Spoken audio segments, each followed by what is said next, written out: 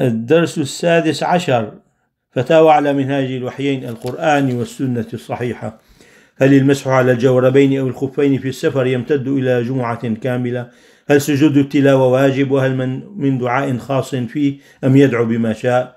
هل يجوز نكاح امرأة أسرفت على نفسها بالزنا ثم تابت؟ إن الحمد لله نحمده ونستعينه ونستغفره ونعوذ بالله من شرور أنفسنا ومن سيئات أعمالنا، من يهديه الله فلا مضل له ومن يضلل فلا هادي له، وأشهد أن لا إله إلا الله وحده لا شريك له، وأشهد أن محمدا عبده ورسوله. السؤال الأول: هل المسح على الجوربين أو الخفين في السفر يمتد إلى جمعة كاملة؟ الجواب: أولا، الأصل في المسح على الخفين أو الجوربين 3 أيام بلياليهن للمسافر. وفهم بعض الصحابة من النصوص النبوية إمكانية الزيادة لجمعة للحاجة والحرج، فقد أخرج الطحاوي في شرح المعاني والدارقطني في السنن والحاكم في المستدرك وعنه البيهقي في السنن بسند جيد من طريق بشر بن بكر قال: حدثنا موسى بن علي بن رباح عن أبيه عن عقبة بن عامر الجهني قال: خرجت من الشام إلى المدينة يوم الجمعة فدخلت على عمر بن الخطاب فقال: متى أولجت خفيك في رجليك؟ قلت: يوم الجمعة. قال: فهل نزعتهما؟ قلت: لا. قال: أصبت السنة. قال الدارقطني وهو صحيح الإسناد. وقال الحاكم: حديث صحيح على شرط مسلم ووافقه الذهبي. قال الألباني: قلت: وهو كما قالوا. قلت: وهذا الحديث لا يعارض الأحاديث المشهورة في مسح المسافر على الخفين والجوربين 3 أيام بلياليهن، كما في سنن أبي داود بسند صحيح عن خزيمة بن ثابت عن النبي صلى الله عليه وسلم قال: المسح على الخفين للمسافر 3 أيام وللمقيم يوم وليلة. وقال فيه: ولو استزدناه لزادنا. وفي رواية قال خزيمة بن ثابت: جعل رسول الله صلى الله عليه وسلم للمسافر 3، ولو مضى السائل على مسألته لجعلها 5. وفي رواية أخرى عند ابن ماجه عن خزيمة بن ثابت عن النبي صلى الله عليه وسلم قال: 3 أيام أحسبه قال ولياليهن للمسافر في المسح على الخفين. وفي الباب كذلك عن أبي هريرة قالوا: يا رسول الله ما الطهور على الخفين؟ قال: للمسافر 3 أيام ولياليهن وللمقيم يوم وليلة. وكذلك روى بسند حسن عن عبد الرحمن بن أبي بكر عن أبيه عن النبي صلى الله عليه وسلم أنه رخص للمسافر إذا توضأ ولبس خفيه ثم أحدث وضوءا أن يمسح 3 أيام ولياليهن وللمقيم يوما وليلة. فإن الجمع بين حديث المسح جمعة كاملة للمسافر حديث عقبة بن عامر عن عمر بن الخطاب وأحاديث الباب الأخرى 3 أيام ولياليهن ممكن من أكثر من وجه. الوجه الأول: حديث عقبة عن عمر سنده صحيح وفيه زيادة من ثقة، والقاعدة الحديثية تقول: زيادة الثقة مقبولة. الوجه الثاني: حديث خزيمة بن ثابت يشير إلى إمكانية الزيادة على 3 أيام في المسح على الخفين للمسافر كما فهمه الصحابة من نبيهم حين سئل، كما في رواية: المسح على الخفين للمسافر 3 أيام وللمقيم يوم وليلة ولو استزدناه لزادنا. وفي رواية أخرى عن خزيمة أيضا: جعل رسول الله صلى الله عليه وسلم للمسافر 3 ولو مضى السائل على مسألته لجعلها 5. الوجه الثالث: يحمل حديث عمر على وجود الحاجة والاضطرار وتعذر خلع الجوربين أو الخفين بسبب الرفقة أو غيره، وإليه ذهب شيخ الإسلام ابن تيمية في بحث طويل له في المسح على الخفين. قال: فأحاديث التوقيت فيها الأمر بالمسح يوما وليلة 3 ولياليهن، وليس فيها النهي عن الزيادة إلا بطريق المفهوم، والمفهوم لا عموم له. فإذا كان يخلع بعد الوقت عند إمكان ذلك عمل بهذه الأحاديث. وعلى هذا يحمل حديث عقبة بن عامر لما خرج من دمشق إلى المدينة يبشر الناس بفتح دمشق، ومسح أسبوعا بلا خلع، فقال له عمر: أصبت السنة، وهو حديث صحيح.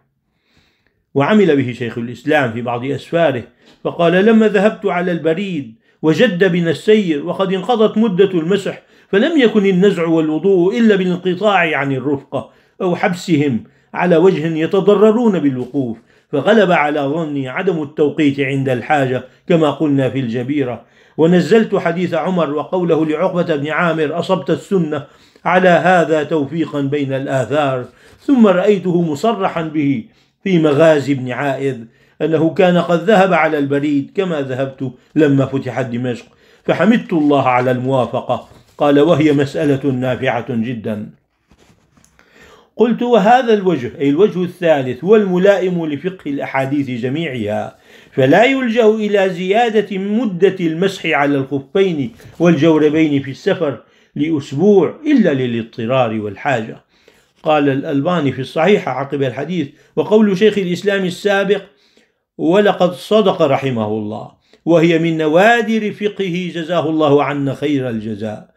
وقد نقل الشيخ علاء الدين المرادي في كتابه الإنصاف عن شيخ الإسلام أنه قال في الاختيارات: لا تتوقت مدة المسح في المسافر الذي يشق عليه اشتغاله بالخلع واللبس كالبريد المجهز في مصلحة المسلمين، وأقره. السؤال الثاني: هل سجود التلاوة واجب؟ وهل من دعاء خاص فيه أم يدعو بما شاء؟ الجواب: أولا، سجود التلاوة ليس واجبا بل هو مستحب، ويسجد لها في الصلاة الفريضة والتطوع، وفي غير الصلاة في كل وقت، وعند طلوع الشمس وغروبها واستوائها، إلى القبلة وإلى غير القبلة، وعلى طهارة أم من غير طهارة، كما ذكر ابن حزم وغيره. ودليل عدم الوجوب أخرج البخاري عن عطاء بن يسار أنه سأل زيد بن ثابت رضي الله عنه، فزعم أنه قرأ على النبي صلى الله عليه وسلم والنجم فلم يسجد فيها. وفي رواية قال زيد بن ثابت: قرأت على النبي صلى الله عليه وسلم والنجم فلم يسجد فيها. الدليل الثاني أو الأمر الثاني: التسبيح يجزئ في سجود التلاوة شأن أي سجود آخر، ويستحب التماس دعاء النبي صلى الله عليه وسلم وما ثبت في شأن هذه السجدة الخاصة. وفي ذلك أحاديث. الحديث الأول أخرج أبو داود بسند صحيح عن عائشة رضي الله عنها قالت: كان رسول الله صلى الله عليه وسلم يقول في سجود القرآن بالليل، يقول في السجدة مرارا: سجد وجهي للذي خلقه وشق سمعه وبصره بحوله وقوته. الحديث الثاني أخرج مسلم وأبو داود وابن ماجه واللفظ لأبي داود عن علي بن أبي طالب في أثناء حديث طويل يصف فيه صلاة النبي صلى الله عليه وسلم: وإذا سجد قال: اللهم لك سجدت وبك آمنت ولك أسلمت، سجد وجهي للذي خلقه وصوره فأحسن صورته وشق سمعه وبصره وتبارك الله أحسن الخالقين. ولفظ ابن ماجه: اللهم لك سجدت وبك آمنت ولك أسلمت، أنت ربي، سجد وجهي للذي شق سمعه وبصره، تبارك الله أحسن الخالقين. الحديث الثالث أخرج النسائي بسند صحيح عن جابر عن النبي صلى الله عليه وسلم كان يقول في سجوده: اللهم لك سجدت وبك آمنت ولك أسلمت وأنت ربي، سجد وجهي للذي خلقه وصوره وشق سمعه وبصره، تبارك الله أحسن الخالقين. وروى كذلك بسند صحيح عن محمد بن مسلمة أن رسول الله صلى الله عليه وسلم كان إذا قام من الليل يصلي تطوعا قال إذا سجد: اللهم لك سجدت وبك آمنت ولك أسلمت، اللهم أنت ربي، سجد وجهي للذي خلقه وصوره وشق سمعه وبصره، تبارك الله أحسن الخالقين. الحديث الرابع أخرج ابن ماجة بسند حسن عن ابن عباس قال: كنت عند النبي صلى الله عليه وسلم فأتاه رجل فقال: إني رأيت البارحة فيما يرى النائم كأني أصلي إلى أصل شجرة، فقرأت السجدة فسجدت، فسجدت الشجرة لسجودي فسمعتها تقول: اللهم احطط عني بها وزرا، واكتب لي بها أجرا، واجعلها لي عندك ذخرا. قال ابن عباس: فرأيت النبي صلى الله عليه وسلم قرأ السجدة فسجد، فسمعته يقول في سجوده مثل الذي أخبره الرجل عن قول الشجرة. ورواه الترمذي قال: حدثنا قتيبة أخبرنا محمد بن يزيد بن خنيس أخبرنا الحسن بن محمد بن عبيد الله بن أبي يزيد قال لي ابن جريج: يا حسن، أخبرني عبيد الله بن أبي يزيد عن ابن عباس قال: جاء رجل إلى النبي صلى الله عليه وسلم فقال: يا رسول الله، إني رأيتني الليلة وأنا نائم كأني أصلي خلف شجرة، فسجدت فسجدت الشجرة لسجودي، فسمعتها وهي تقول: اللهم اكتب لي بها عندك أجرا، وضع عني بها وزرا، واجعلها لي عندك ذخرا، وتقبلها مني كما تقبلتها من عبدك داود. قال الحسن: قال لي ابن جريج: قال لي جدك. قال ابن عباس: فسمعته وهو يقول مثل ما أخبره الرجل عن قول الشجرة: اللهم اكتب لي بها عندك أجرا، وضع عني بها وزرا، واجعلها لي عندك ذخرا، وتقبلها مني كما تقبلتها من عبدك داود.